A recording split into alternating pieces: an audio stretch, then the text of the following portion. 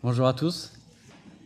Imaginez que vous devez choisir entre la vie de votre animal, chien, chat ou poule, et celle d'un humain. En ce qui me concerne, je sais qu'il n'y a quasiment aucune chance que je choisisse de sacrifier l'un de mes chats plutôt qu'un copain,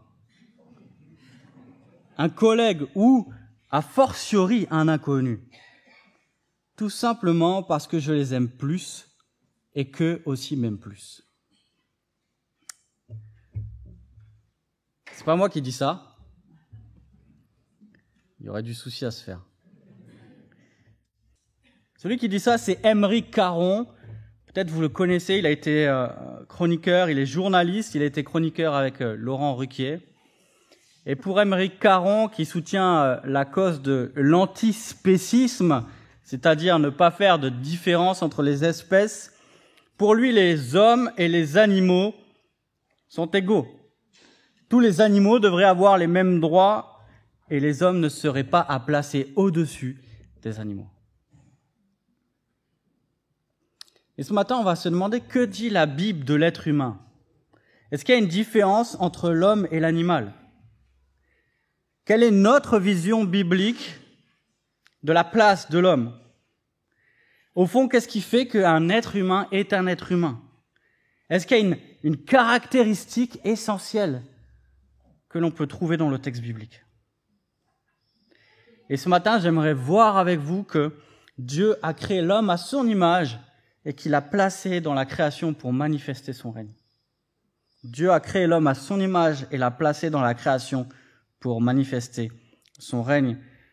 Ouvrez vos Bibles en Genèse 1, on ne va pas lire tout de suite, mais comme ça vous l'aurez déjà prêt.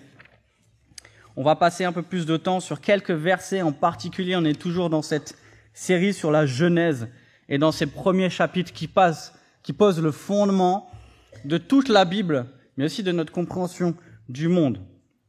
Genèse 1, le premier chapitre qu'on a vu avec Jean-Jacques la semaine dernière, nous présente Dieu qui règne sur toutes choses.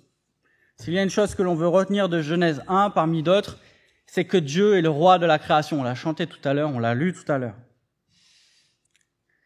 Je lis ce que David dit en 1 Chronique 29. « À toi, Éternel, sont la grandeur, la puissance et la splendeur, l'éternité, la gloire, car tout ce qui est dans le ciel et sur la terre t'appartient.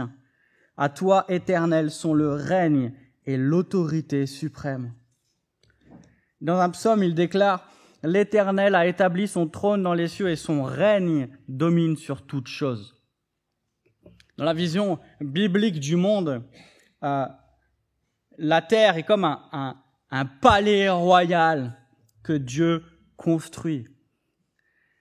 Et on a son trône qui est dans les cieux.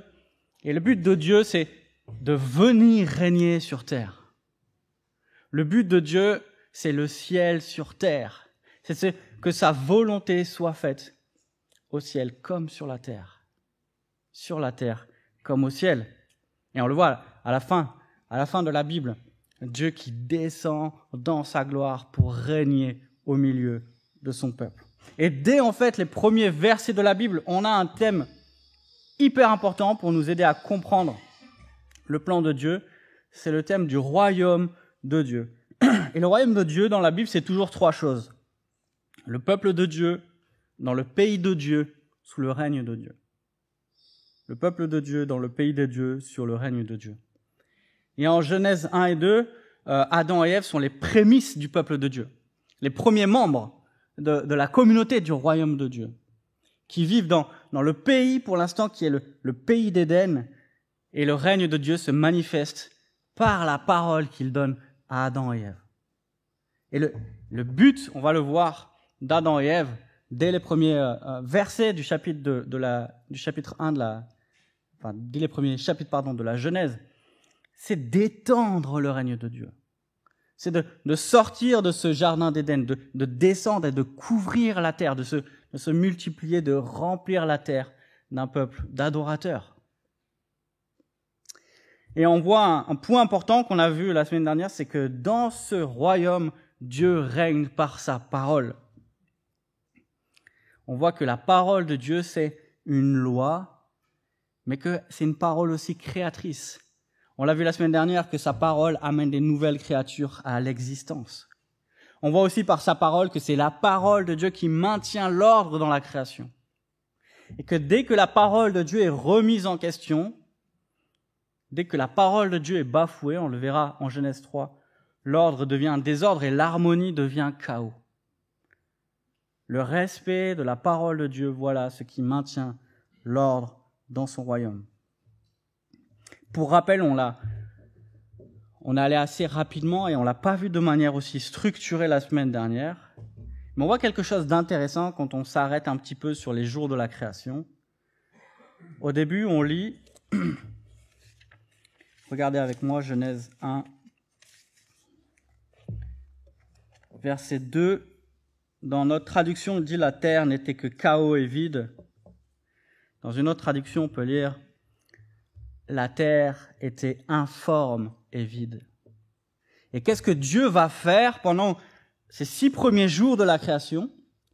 Eh bien, il va former ce qui est informe et il va remplir ce qui est vide. Il va séparer la lumière des ténèbres, il va séparer la lumière, l'eau, les eaux d'en dessous et les eaux d'en dessus. Il va séparer le ciel et la terre. Et puis pour chaque jour correspondant, il va créer le soleil, la lune et les étoiles. Il va créer les espèces célestes et les espèces marines. Il va créer les espèces terrestres et les espèces humaines. Et à la fin, on lit « Ainsi furent achevés les cieux et la terre et toute leur armée ». Qu'est-ce que Dieu fait dans cette première semaine de la création? Il vient former le monde.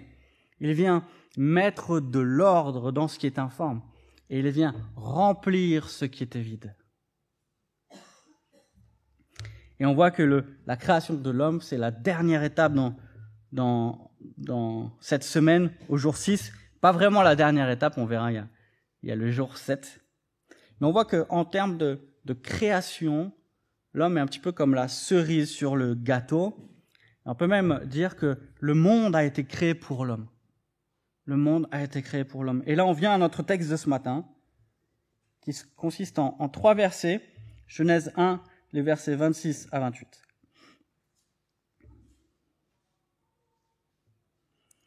Puis Dieu dit, faisons l'homme à notre image, à notre ressemblance, qu'il domine sur les poissons de la mer, sur les oiseaux du ciel, sur le bétail, sur toute la terre et sur tous les reptiles qui rampent sur la terre. Dieu créa l'homme à son image, il le créa à l'image de Dieu. Il créa l'homme et la femme. Dieu les bénit et leur dit, reproduisez-vous, devenez nombreux, remplissez la terre et soumettez-la. Dominez sur les poissons de la mer, sur les oiseaux du ciel et sur tout animal qui se déplace sur la terre.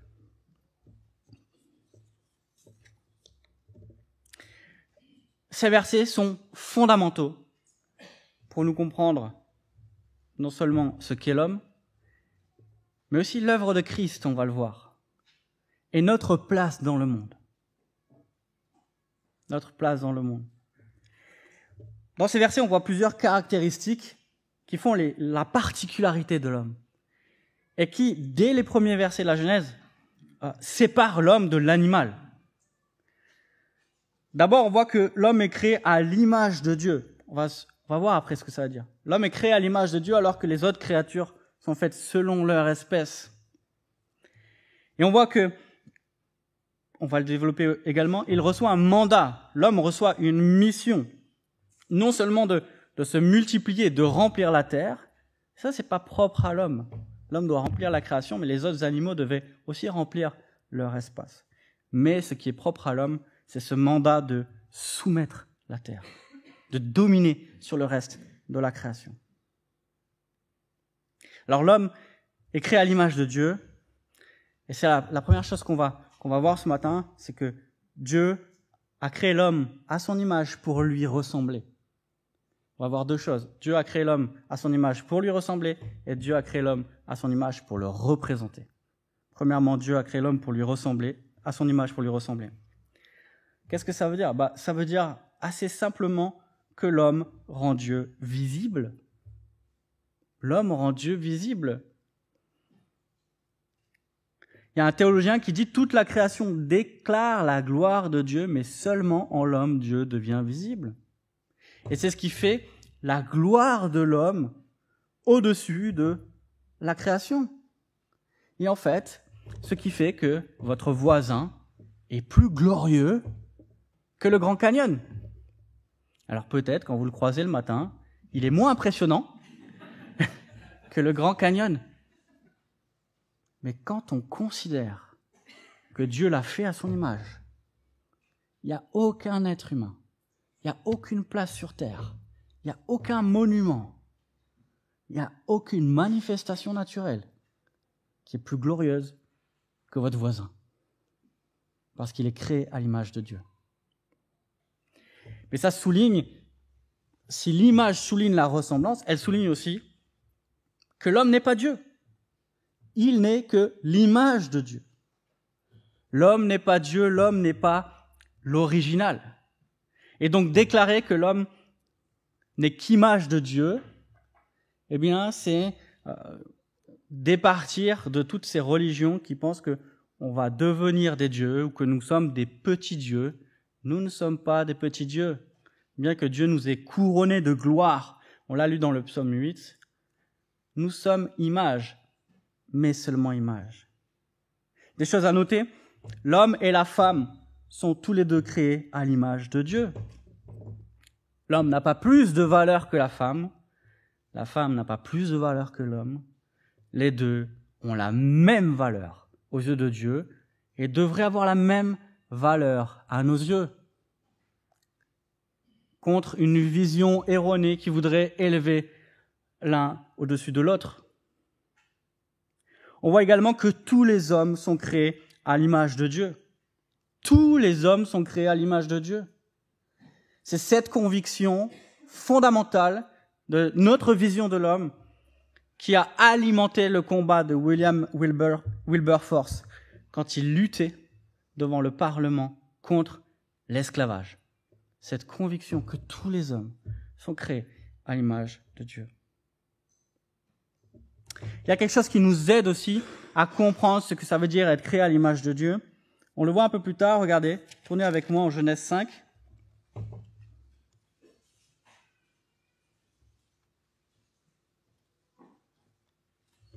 Regardez, on va lire les 3 premiers versets. Voici le livre de l'histoire d'Adam.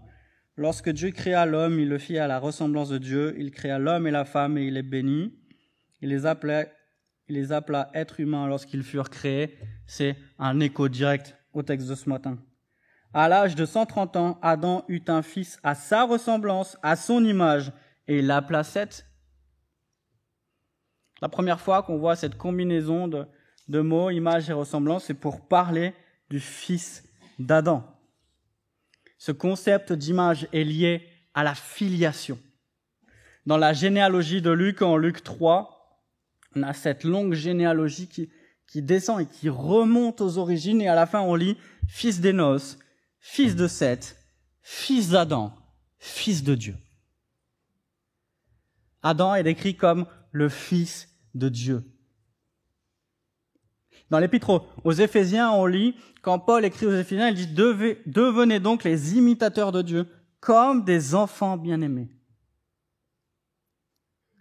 Le concept d'être à l'image de Dieu, de ressembler à Dieu, et le concept de filiation, d'être fils de Dieu, est à rapprocher.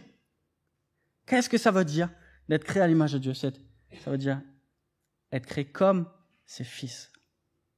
Tel père, tel fils. Tel père, tel fils. Être créé à l'image de Dieu, c'est être appelé à ressembler à celui qui nous a créés à son image.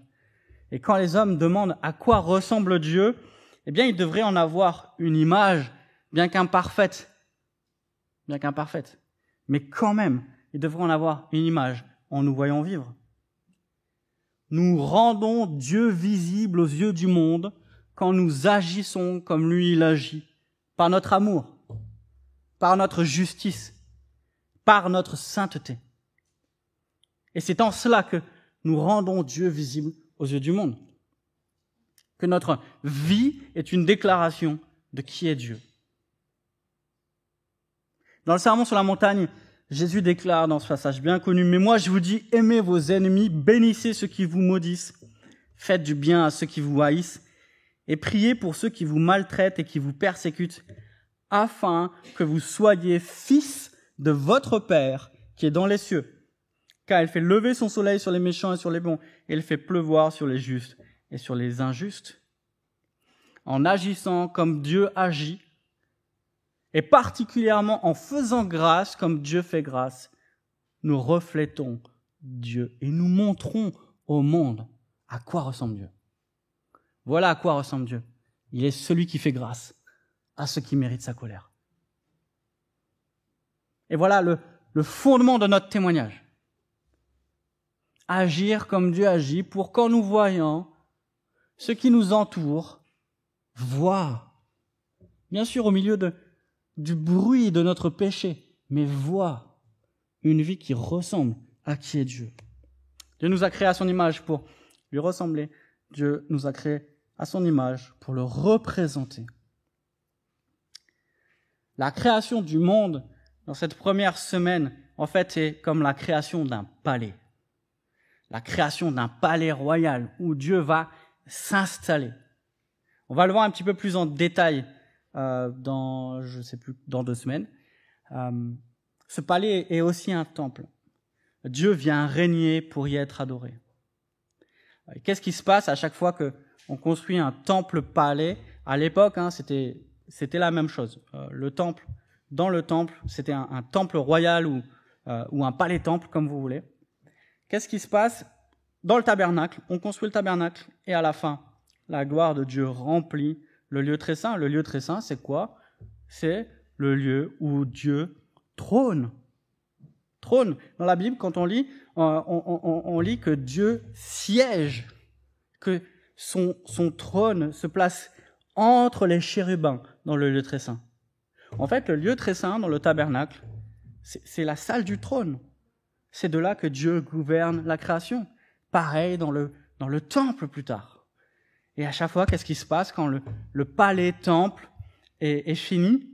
Dieu vient siéger dans son temple. Et c'est exactement ce qui se passe au jour 7 de la création.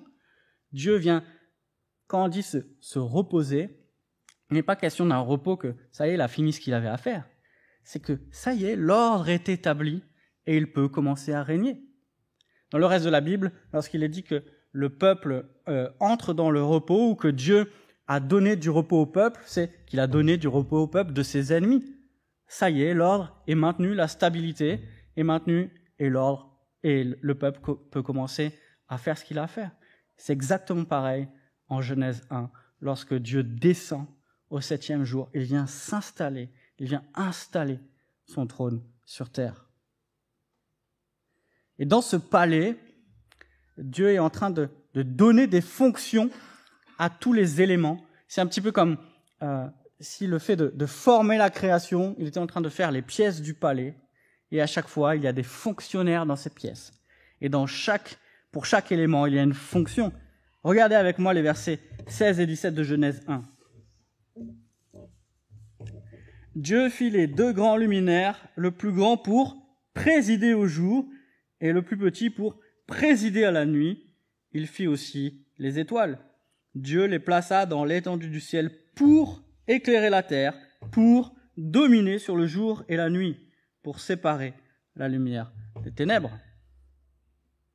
Chaque élément a une fonction là où il est placé. Quand le psalmiste demande qu'est-ce que l'homme, c'est le psaume qu'on a lu tout à l'heure, la réponse fait écho au texte que nous lisons ce matin. Qu'est-ce que l'homme pour que tu te souviennes de lui et le fils de l'homme pour que tu prennes soin de lui? Tu l'as fait de peu inférieur à Dieu. Tu l'as couronné de gloire et d'honneur. Tu lui as donné la domination sur tout ce que tes mains ont fait. Tu as tout mis sous ses pieds. De la même manière que les astres ont été placés dans le ciel pour dominer sur le jour et la nuit, l'homme a été placé sur la terre pour dominer sur le reste de la création. Et voilà ce que nous voyons ce matin dans son royaume, dans sa création comme royaume. Dieu appelle l'homme à être roi de la création. Et le vocabulaire même qui est employé pour décrire ce mandat, cette mission que Dieu donne à l'homme, souligne cette mission royale. Dans les versets 26 et 28, le verbe dominer, le verbe assujettir, ils sont liés à un contrôle royal.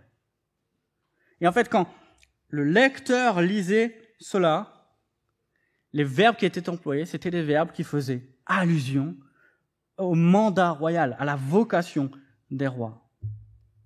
Et en fait, c'était pas très étonnant pour le lecteur de l'époque. Pourquoi ? Parce que à l'époque, les rois se considéraient comme les représentants de Dieu. Et qu'est-ce qu'ils faisaient ? Ils faisaient des statues d'eux-mêmes et les plaçaient dans les pays pour représenter leur règne souverain à cet endroit-là. Mais ça ne nous est pas étranger, n'est-ce pas ? Quelle est la première chose qui tombe lorsqu'une dictature tombe ? Les statues. Pourquoi ? Parce qu'on veut dire cet homme qui est représenté, à qui ressemble voilà, à qui ressemble cette statue, qui le représente, on la fait tomber. Pourquoi ? Parce qu'on ne reconnaît plus le règne de Dieu. Et c'est exactement ce qui se passe en Genèse 3, si on réfléchit bien. Que fait le serpent ? Le serpent veut faire tomber celui qui ressemble et qui représente le règne de Dieu. En s'attaquant à l'homme, le serpent est en train de vouloir faire tomber l'homme qui représente le règne de Dieu sur terre.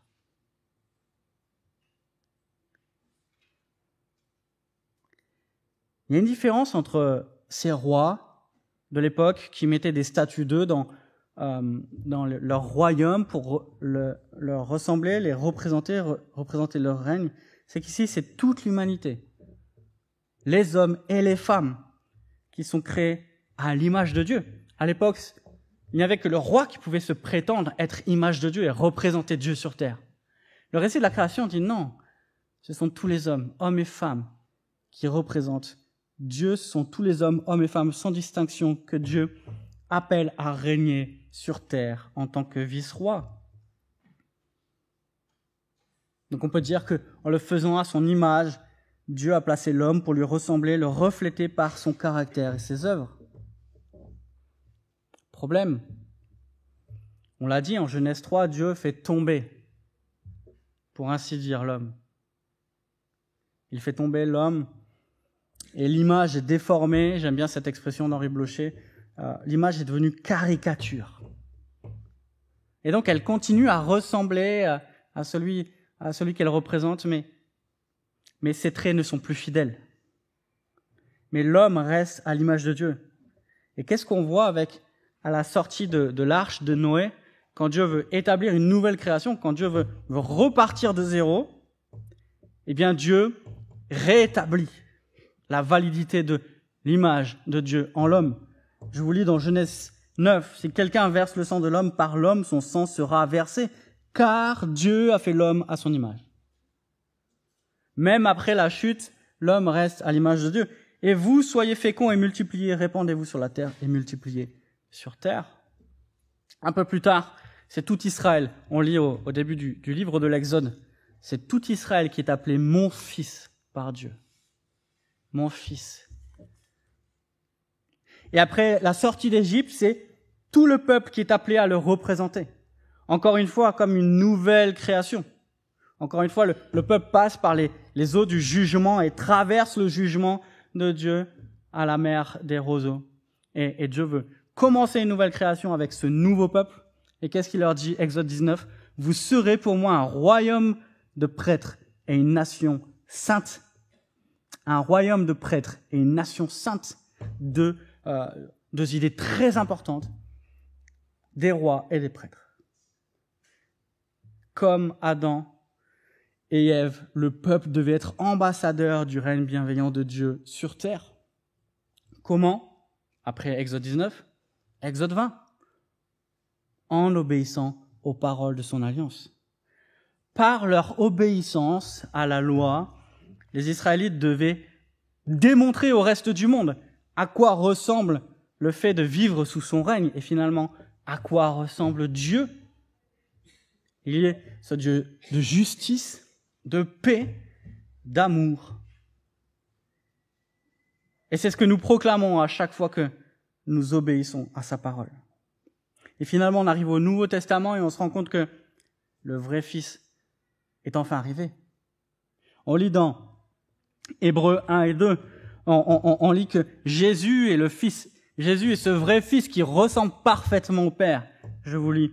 Dieu, dans ces derniers temps, nous a parlé par le Fils qu'il a établi, héritier de toutes choses, par lequel il a aussi créé le monde, et qui, étant le reflet de sa gloire et l'empreinte de sa personne, il soutient toutes choses par sa parole puissante.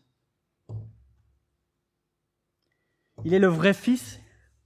Il ressemble parfaitement au Père.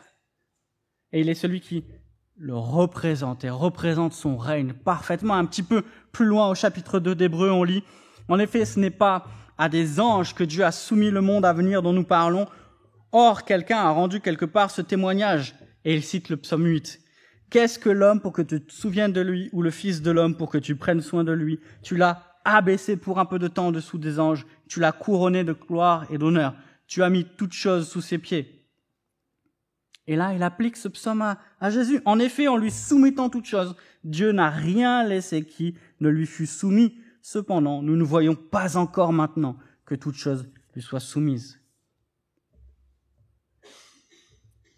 Voilà la réalité merveilleuse, notre réalité merveilleuse ce matin. Voilà ce qui nous concerne chacun et chacune, nous qui sommes en Christ. En Christ, nous pouvons ressembler à Dieu. En Christ, le peuple racheté se conforme progressivement à l'image de Dieu, déformée par la chute. Et on peut même dire que le travail de Dieu dans notre vie, c'est de nous conformer toujours plus à son image. Comment? En nous faisant ressembler toujours plus à son Fils, qui est son reflet parfait, qui est l'empreinte de sa personne. Qu'est-ce que Dieu veut faire avec moi aujourd'hui? Qu'est-ce que Dieu veut faire avec vous aujourd'hui? Quel est le plan de Dieu pour votre vie? De vous faire ressembler à Christ. Pour que les fils et les filles du Père ressemblent, reflètent de plus en plus qui est Dieu.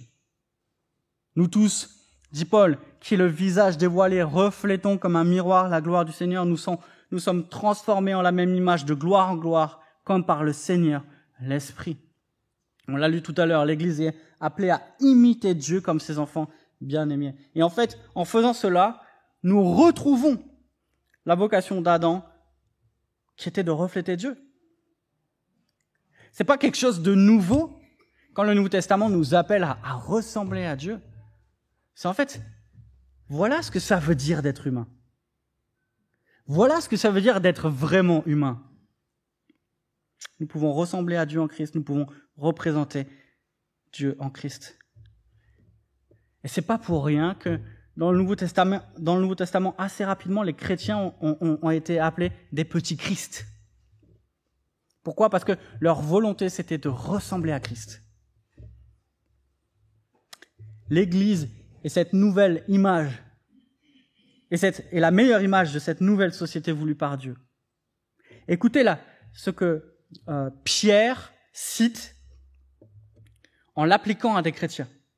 En fait, il cite le texte d'Exode que Dieu avait donné au peuple après la sortie d'Égypte. Vous, au contraire, Pierre dit aux chrétiens, vous, au contraire, vous êtes une race élue, un sacerdoce royal. Un sacerdoce royal, c'est des prêtres rois. Une nation sainte, un peuple acquis, afin que vous annonciez les vertus de celui qui vous a appelé des ténèbres à son admirable lumière. Quand on se soumet au règne de Dieu, quand on obéit à sa parole, en fait, on est en train non seulement d'accomplir notre vocation de chrétien, mais finalement de retrouver notre vocation d'être humain. Être les ambassadeurs du règne de Dieu sur terre. Voilà ce que ça veut dire d'être humain. C'est de ressembler à Dieu et de représenter Dieu et son règne sur terre. Il n'y a qu'en étant soumis à Dieu que nous retrouvons notre vraie place d'être humain. Et ça, c'est un message fort dans notre société. On l'a vu où l'homme tente de se redéfinir et tente de rebattre des cartes qui, jusqu'il y a quelques dizaines d'années, avaient toujours été les mêmes depuis la création du monde. Et tant que l'homme voudra se définir lui-même, il ne trouvera pas sa vraie identité. Tant qu'il s'efforcera de vouloir trouver en lui-même ce qu'il est, il ne trouvera pas sa vraie place. Et il n'y a qu'en Christ que nous pouvons être vraiment ce que nous sommes. Il n'y a que Christ, par la puissance de l'Esprit de Dieu, qui nous montre ce que c'est d'être humain. Il n'y a que Christ qui peut répondre à la question « Qui suis-je ? Qu'est-ce que je fais sur terre ?» Il n'y a que Christ qui peut résoudre ces crises d'identité, ces crises intérieures qui parfois nous tourmentent et nous déchirent, quand nous ne savons plus qui nous sommes ni ce que nous faisons sur terre. Regardons à la vérité de l'Évangile. Et ceux qui vivent avec Christ comme Seigneur savent ce qu'ils font et savent qui ils sont. Ils sont fils de Dieu, créés à son image. Ils ont été créés pour manifester et étendre le règne bienveillant de Dieu, pour ressembler et refléter le roi de gloire qui nous appelle à son service. Dieu nous a créés à son image, nous a placés dans la création pour manifester son règne.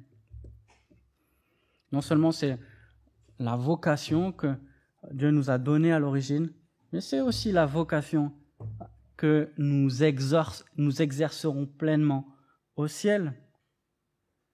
Je lis dans 2 Timothée 2. Cette parole est certaine, si nous sommes morts avec lui, nous vivrons aussi avec lui. Si nous persévérons, nous régnerons aussi avec lui. Et dans l'Apocalypse, tu as fait d'eux des rois et des prêtres pour notre Dieu, et ils régneront sur la terre. Et en fait, ce que nous faisons aujourd'hui, en vivant en chrétien, en vivant comme Christ a vécu, nous sommes en train de continuer à former la création en conformité à la parole de Dieu. Voilà notre tâche royale et voilà ce que ça veut dire d'être des rois de la création. Continuer à modeler le monde, à former le monde pour qu'il ressemble plus au ciel où Dieu règne. Comment ? D'abord dans nos foyers. Nos foyers sont comme un microcosme, un petit monde, un petit royaume où Dieu doit régner. Et lorsque nous invitons nos amis, notre famille, nos voisins à rentrer dans notre foyer, voilà ce dont ils doivent faire l'expérience d'un royaume où Dieu règne, où l'harmonie, la paix, la justice et la joie reflètent que nous vivons en être humain sous le regard de Dieu. Voilà ce que nous voulons vivre en Église, la manifestation du royaume de Dieu, un avant-goût du royaume à venir. Lorsque autour de nous, et je dis autour de nous, c'est pas autour du bâtiment, c'est autour de l'Église, de nous, autour de nous, le monde n'est que chaos, désordre, disharmonie, guerre. L'Église non seulement offre une image, mais offre aussi l'expérience. Fait goûter. Vivre dans l'Église fait goûter non seulement à quoi ça ressemble d'être humain, mais aussi cette joie, cette paix, cette grâce, cette justice que Dieu offre et que nous voulons vivre, dont nous voulons témoigner, mais aussi que nous voulons manifester au peuple qui nous entoure. Et enfin, dans le monde, dans notre travail, dans nos études, dans ce qui nous occupe la journée, auprès de ceux que Dieu a placés à côté de nous. Nous voulons refléter que Dieu est roi parce que nous sommes, par notre attitude, par notre caractère qui est conforme à celui de Christ, mais aussi parce que nous faisons, la manière dont nous le faisons. Et chaque petit acte que nous faisons chaque jour est en fait un pas de plus pour modeler le monde, pour qu'il ressemble au monde tel qu'il devait être et qu'il anticipe le monde tel qu'il sera. Si on réfléchit, qu'est-ce que nous faisons chaque jour ? Qu'est-ce que chaque humain chaque être humain fait chaque jour. Il est en train de modeler le monde pour qu'il ressemble un petit peu plus à ce qu'il estime être ce que devrait être le monde. Chaque jour, par tout ce que nous faisons, on est en train de dire, voilà à quoi devrait ressembler le monde.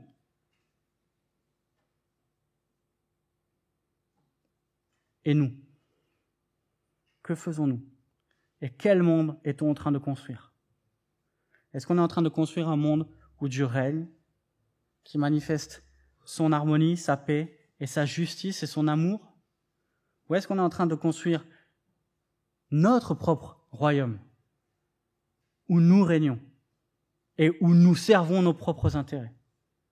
Ou est-ce qu'on est en train de construire un royaume où nous servons les intérêts du roi et de ceux que Dieu a placés auprès de nous pour que nous les bénissions?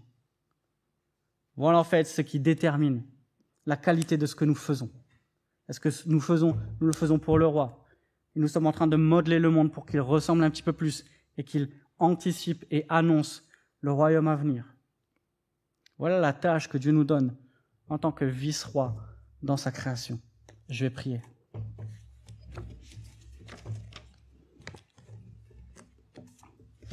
Père Céleste, quelle glorieuse réalité!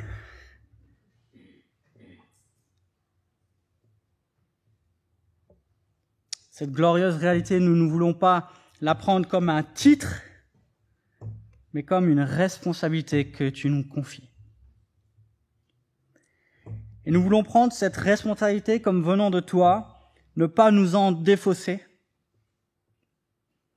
mais marcher avec confiance en ayant l'assurance que ce que tu nous ordonnes, tu nous rends capables de l'accomplir. Et que par ton esprit, tu es en train progressivement de nous conformer toujours plus à l'image de ton Fils.